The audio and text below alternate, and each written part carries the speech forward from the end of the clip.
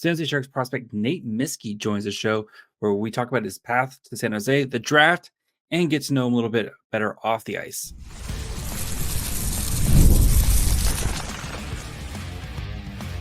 You're Locked On Sharks, your daily podcast on the San Jose Sharks, part of the Locked On Podcast Network, your team every day. Hello, welcome to Locked On Sharks, the premier hockey podcast covering your favorite team in the Bay Area. My name is JD Young, caretaker at the Reef, also the co-host of Western Conference Tuesdays on the Locked On NHL channel. I want to thank you for making Locked On Sharks your first listen, probably part of the Locked On Network. We cover your team every day. If you want to be an everydayer, all you have to do is just follow wherever you get podcasts, or you can watch on YouTube as well. And today, Victoria Royals defenseman Nate Misskey joins, where we talk about his path, his hockey path, getting drafted by the Sharks, learn a little bit about his time at development camp and kind of his next step and going back to Victoria, and of course, get to know him off the ice a little bit. So before we get to all that, do want to let you guys know that today's episode is brought to you by FanDuel. Make every moment more. As the playoffs are now done, the sports stop sporting like we want them to. But this summer, FanDuel is hooking up all customers with a boost or a bonus daily. That's right. There's something for everyone every day, all summer long. So visit FanDuel.com to get started. And now I'm joined by one of the newest San Jose Sharks, Nate Misskey. How's it going, buddy? It's going well. Thanks for having me on. Appreciate it. I know it's been a pretty crazy time for you the past couple of weeks with the draft and development camp and everything like that. I'm sure you're kind of starting to catch your breath right now. So let me ask you what I always ask. The first question: when did you realize like hockey could be a thing for you? Yeah, I mean, growing up, I think as you play higher levels, you realize that it can become more of a future for you and more of the thing you're gonna do.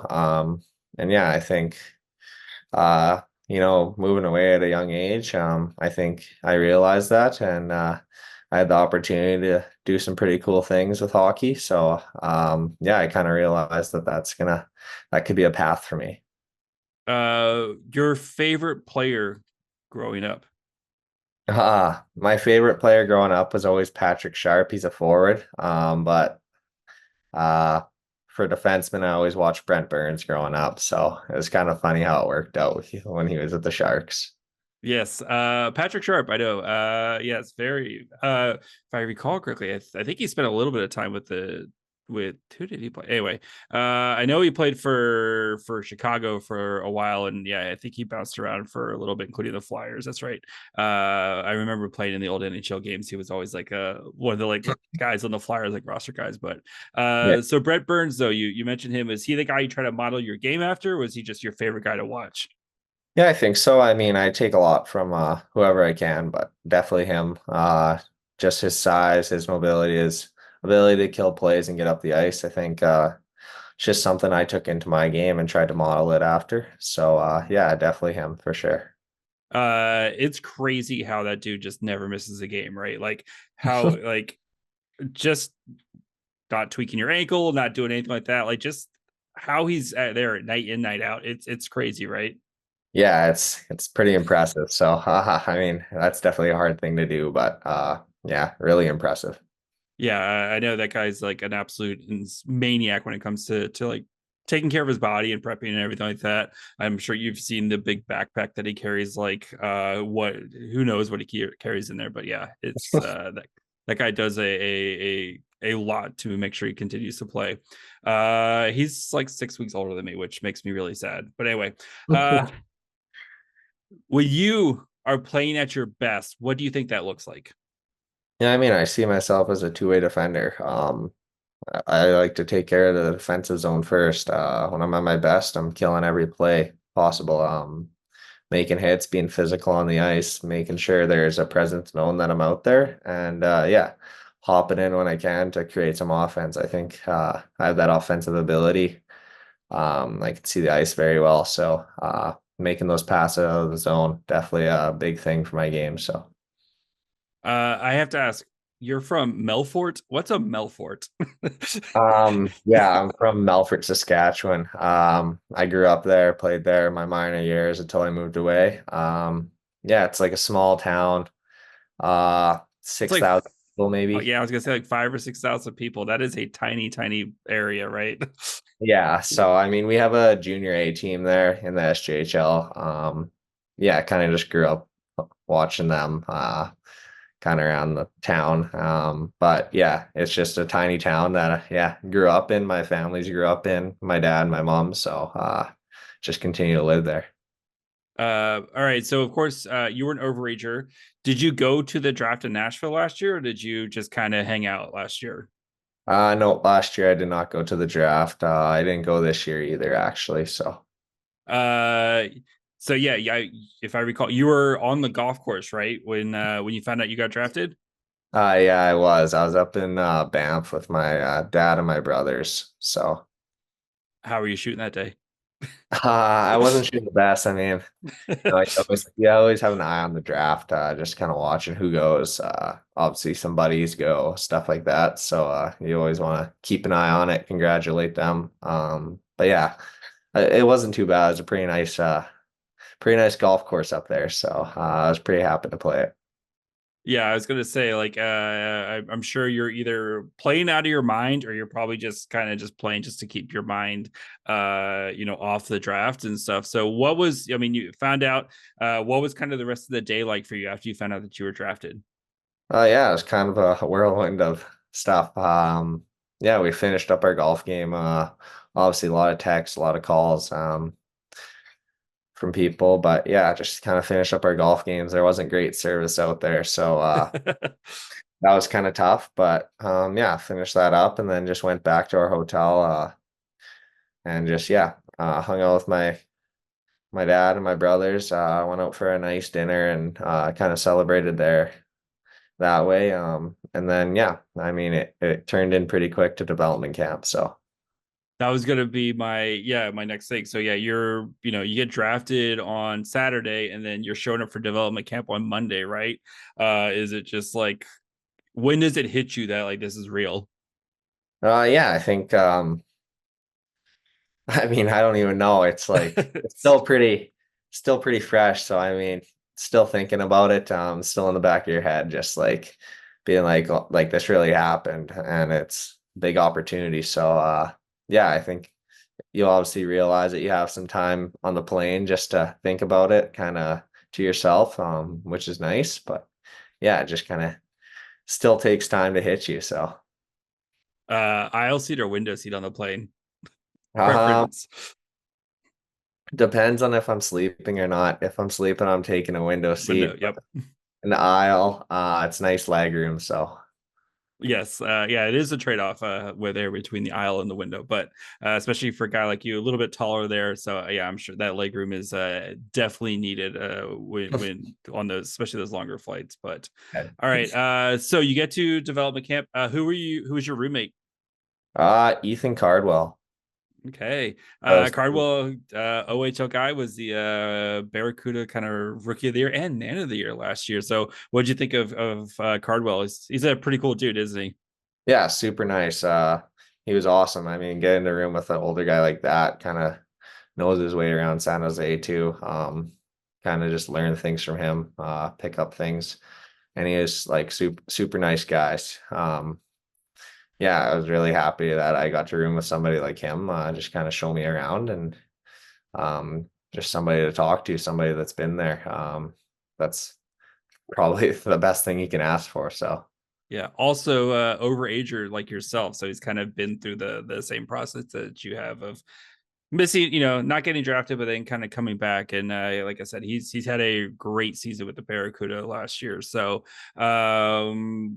I guess before we continue with Nate, we talk more about development camp, get to know about his time at Victoria. I just need to take a quick break. I love sports. I love them so much. I never want them to stop. But with the playoffs all but done, we get fewer games and the sports aren't sportsing like I want them to. But FanDuel lets me keep the sports going whenever I want. All I have to do is open the app and dream up big bets anytime I'm in the mood.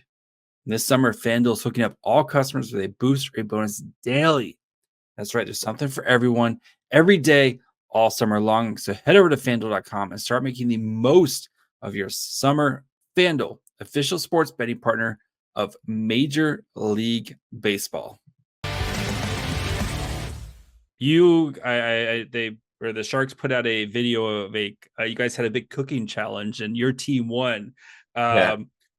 Who was the kind of the captain of that, or the head chef of that? I don't know. Like we kind of had a plan. There was two of us cooking the burger, two of us making the smoothie. So it was definitely a team effort there. I'd say we all kind of chipped in our own way, kind of made the burger a little bit differently. So and the smoothie too. Yeah, and obviously it worked out. I think we worked together really well. So I know it sounded like some other guys said Halton and definitely kind of knows his way around the kitchen. I think so. I mean, he was pretty good making the burgers there, so I was pretty impressed.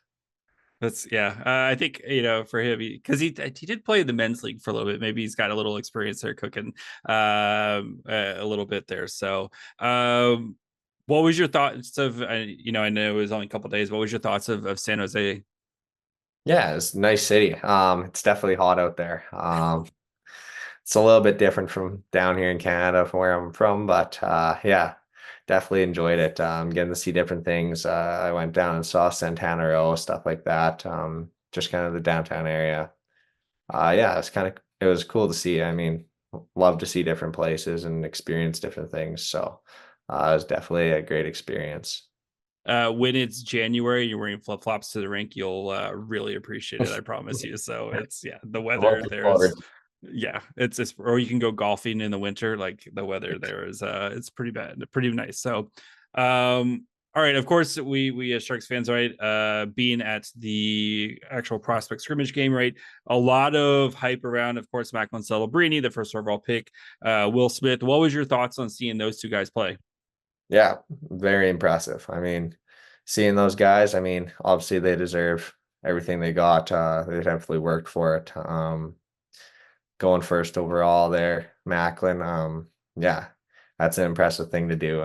You have to work your whole life to do that and definitely be somebody special, something special on the ice. And I think he showed a lot of that during camp. So it was definitely very impressive to see and get to know him. So it was nice. He seems like a pretty I mean, I've talked to him, through the media, very like for an 18-year-old kid, you're like, this guy is just not an 18-year-old kid. But I think there's like a little bit of personality. Maybe he doesn't quite show the media yet. Yes or no, maybe. I don't know about that. He's definitely a very nice kid. Very nice guy. Super. Yeah, he just talks lots. He's nice to everybody. I think. Yeah, he just knows what he's doing. He's definitely matured and definitely ready for it. So. All right, your last season with Victoria, you guys made to the playoffs for the first time in a while. What was that experience like for you guys as a team that's kind of hasn't maybe had the best success the past couple of years, but kind of breaking through and making to the playoffs? Yeah, it was awesome. I mean, I think that was a big goal for us last year, especially having like a pretty young team. Yeah, a lot of 18-year-olds, 17-year-olds. It was a big goal just to make playoffs. Obviously, we wanted to do more in the playoffs. Had a pretty tough match up against Portland there. Really good team. A lot of good guys on that team. But yeah, just like the experience of playing playoff hockey it's nice to get that experience, especially coming into the next year. So Luca Cagnoni, he's pretty good, right? very good. Yeah, I know he came out on fire against you guys at first like two games. I think he had like 2 goals or 3 goals like the first 2 games. It was just like yeah, he was feeling it, wasn't he? Yeah, he's definitely a game changer in the series and in every game that watched him play. So There's a bunch of you kind of like WHL guys, especially in this draft, right? You have like Colton Roberts, who is draft also here. You have Wench, who got. How well do you kind of know some of the other guys who are drafted in the WHL that are now going to be potentially your future teammates? yeah, I mean, I know Colton decently well. I mean, just not personally. a little bit during dev camp there. But yeah, just playing against him so much. He's in Van, short little trip over, so we definitely play them a lot. So I got to know his game and him a little bit through that. And then Wetch, yeah, I have some buddies that are friends with him on different teams, so definitely heard about him and know a little bit about him. And then getting to connect with those guys at camp was awesome. So it was a really good experience with that. Carson Wetch, he seems like a dude you don't want to mess with, though, for all accounts. Even like during his like media availability, just like talked about how he just, yeah, he likes that kind of part of the game. Is it nice to have that? It's nice to have that guy on your team, but you hate playing against him, right? Yeah, yeah, definitely. I mean, we're lucky enough to only play against him once a year, so that's pretty nice. But yeah, definitely a physical player out there. You definitely notice him. All right. You're heading, expected to head back to Victoria this season. What are your kind of the expectations for this team? You mentioned they're kind of a young team starting to grow up. Is it, kind of playoffs, try to play through a couple rounds and see what happens? Yeah, we've made a lot of changes in Victoria this year. So I think it's going to be really well. We have a lot of different players coming in, a lot of different talent. So I'm looking forward to seeing what it's going to be like at camp. Definitely going to be a competitive team, especially at camp, seeing who makes it, who doesn't. Yeah, but I'm looking forward to playing with the guys, and I think we can take a big step forward in playoffs and the regular season this year. So I'm definitely looking forward to that the most. All right. Of course, you played with Galen LaRock. I know he was kind of hurt that season when you guys played. Sharks pick playing with the Barracuda last year. What's your best Galen LaRock story? Ah, so my first 16-year-old year, I was an affiliate player. But actually, when we came up, I would live with a rock. Mm. So it was kind of funny how it worked out. But yeah, that was during the COVID year. So we had to like just right after the COVID bubble season. But yeah, we had to quarantine together, kind of in the house, just upstairs. It was definitely an interesting time, pretty fun. So yeah, it was good to get to know him. Obviously got to know him really well through that and throughout him being there in his 19-year-old season. So obviously it was hard not having him back with us this year, but he's doing great things. So yeah, he's an awesome guy, and I'm glad I got to like experience that quarantine bit with a pretty good guy on the team. So Yeah. All right. One of my favorite things about, of course, junior hockey and CHL and stuff is you guys get to wear a bunch of fun different jerseys. So give me your 3 favorite Royals jerseys. oh, that's a tough one. I think just our alternate ones this year. The blue was pretty awesome. I mean, going to that color, Mm-hmm. just so bright on the ice. You just notice it, just thinks it looks really good. Other than that, our fan design ones are always pretty good. This year we kind of had like a superstore one going. It was pretty impressive what the fans can draw up. It was actually a little kid's brother on my team that drew it. So Nice. yeah, it was pretty funny, but definitely a cool one to wear. And then obviously the pink and the rink jerseys. I think obviously our design team keeps making them better every year, and you're always excited to see those and play for that cause. So yeah, definitely one of my favorites. All right, guys, before we continue with Nate, we get to know him off the ice a little bit. Of course, socks and skates question. Just need to take a quick break. We're driven by the search for better, but when it comes to hiring, the best way to search for candidates isn't a search at all. Don't search, match with Indeed. If you need to hire, you need Indeed. Indeed is your matching and hiring platform with over 350 million global monthly visitors, according to Indeed data, a matching engine that helps you find quality candidates fast. Ditch the busy work. Use Indeed for scheduling, screening, and messaging so you can connect with your candidates faster. And Indeed doesn't help you hire fast. 93% of employers agree Indeed delivers the highest quality matches compared to other job sites. according to a recent Indeed survey. So join more than 3.5 million businesses worldwide that use Indeed to hire great talent fast. And listeners of the show will get a $75 sponsored job credit to get your jobs more visibility at Indeed.com/lockedon. Just go to Indeed.com/lockedon right now and support our show by saying you heard about Indeed on this podcast.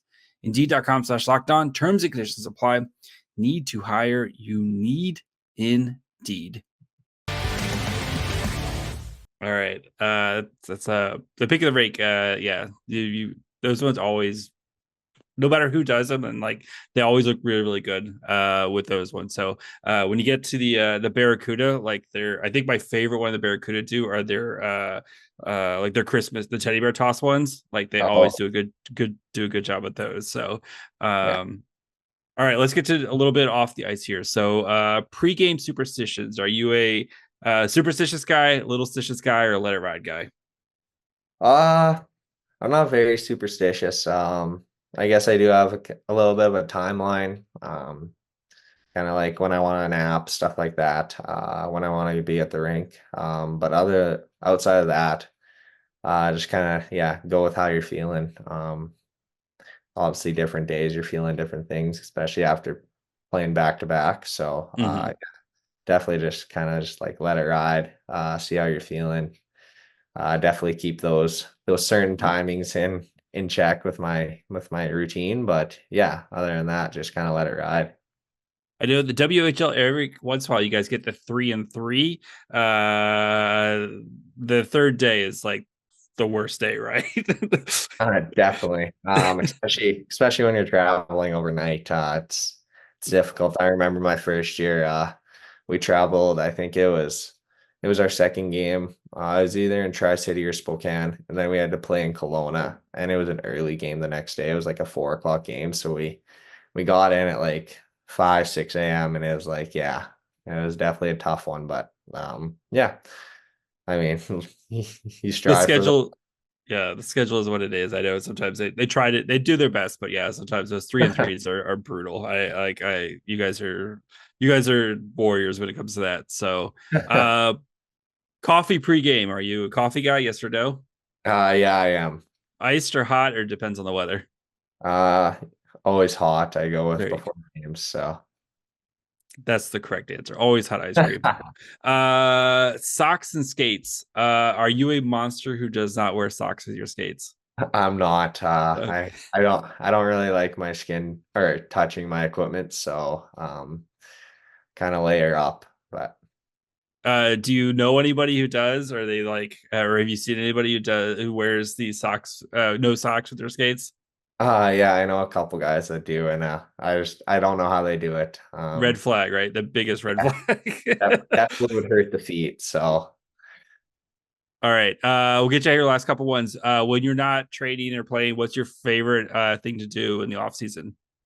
When I can, I like to go home, see my family, go to the lake with them, stuff like that. Love to go golfing with them. So I think that's something that I always like to do. But other than that, hang out with buddies and just kind of see different things. Obviously, maybe take the odd weekend trip if I can or something like that. But yeah, definitely just hang out, see my family when I can, see my buddies, stuff like that. All right. Last show you watched? Oh, last show I watched. I think I'm halfway through Ted Lasso right now, actually. Pretty funny show about soccer there, the American coach. So just kind of watching that, getting through that, and I don't even think it's the first time I watched it. So sometimes you just need that show that you just put on, and it's just like it's that comfort show that you can just kind of put on and zone out. So totally understand that. So all right, we'll get you out here on this last one. I know you got a couple weeks before camp starts. Any exciting plans to kind of finish out the summer? No, just go home, see my family, stuff like that. So I'm pretty excited about that. And then obviously getting back to Victoria for training camp before taking off to San Jose there. Looking forward to that. Looking forward to seeing the new guys, meeting the guys from last year again, catching up with them. So Nate, thank you so much for your time, buddy. Best of luck, and stay healthy this season. And hopefully, we see you in San Jose sooner rather than later. Yeah, thank you very much. Definitely hope to see you soon. So, All right. Oops, not what I want to do. All right. Thank you guys for checking out my interview with Nate. Thank you, of course, to the Victoria Royals for helping make this happen. Thank you to Nate for taking time out of his busy summer, as he's, of course, I'm sure still enjoying the glow of being drafted and kind of the whirlwind of the process, and now kind of getting ready to play a full season in the WHL. So thank you to everybody behind the scenes to kind of make this process happen. Nate, I'm really excited for him and kind of what he does with Victoria this season. I think he's going to be a really, interesting piece for the Sharks as they try to add some quality depth and some big and tough guys on the blue line to help out your Luca Cagnoni type of defenseman. So hopefully this is the last year we see Nate in Victoria, because he'll be eligible to play next season with the Barracuda, and hopefully he has a good enough season where he can kind of make that jump. So he kind of has, hopefully that this is the path that we see him go on. So that's going to be it for me today. I'll be back tomorrow. We'll continue to kind of go through the off season here, start getting ready for a new season that's going to be upon us sooner rather than later. So make sure you guys are following along wherever you get podcasts. And of course, you can watch on YouTube as well. Follow the show on Twitter, Facebook, and Instagram at Locked On Sharks. Follow me on Twitter at MyFryhole. And when you're done with listening to this episode, make sure you guys go check out one of the other great Locked On podcasts, especially the Bay Area ones. If you want to go check out Locked On Niners, get yourself ready for training camp. Go check out Locked On Giants, Locked On A's for all things baseball. Locked On Warriors get through Summer League. So plenty of great Locked On content coming for your ears at all times. So that's going to be it. Until tomorrow. Bye, friends.